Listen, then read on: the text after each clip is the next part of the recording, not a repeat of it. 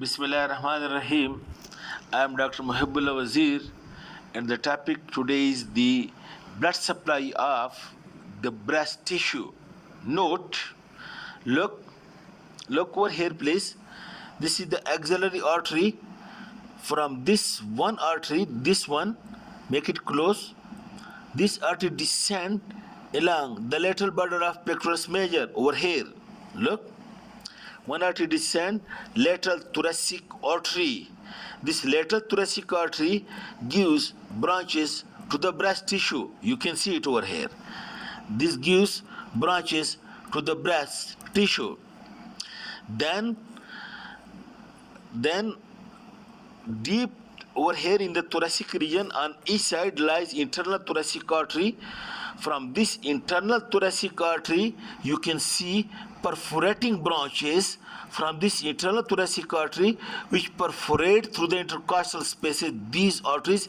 It also supplies this medial part of the breast, and this breast second and third intercostal space are more, they get enlarged during the lactating time. And then you can see that branches look from the thoracoacromial trunk, the pectoral branch of thoracoacromial trunk. It also descend downward. This artery is clear. It also descend downward to supply the breast, lateral thoracic artery, pectoral branch of thoracoacromial trunk, and perforating branches from the internal thoracic artery. And note one point: some small branches also from the posterior intercostal arteries also come to supply the breast tissue. Okay, and these vessels, when into the breast tissue, it make a lot of anastomosis with one another inside the breast tissue. Then the venous drainage is like that over here at the areola there is a venous plexus which is called a subareolar venous plexus. From this subareolar venous plexus, as well as the veins from the deeper part of the gland, that is from this glandular tissue, all these veins, that this follows the arteries, that is the venous drainage from this subareolar plexus, and from the deep gland it passes to the axillary vein, and it passes to the internal thoracic vein.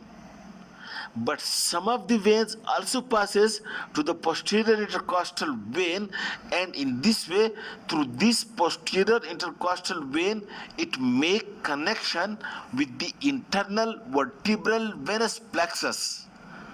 And this explains that the cancer tissue metastasize from the breast tissue to the vertebral column or vertebral bones. The pathway is through this posterior intercostal vein to the posterior intercostal vein and to the internal vertebral venous plexus, and in this way the cancer tissue metastasized to the bones of the vertebral column. Okay, this is about the blood supply.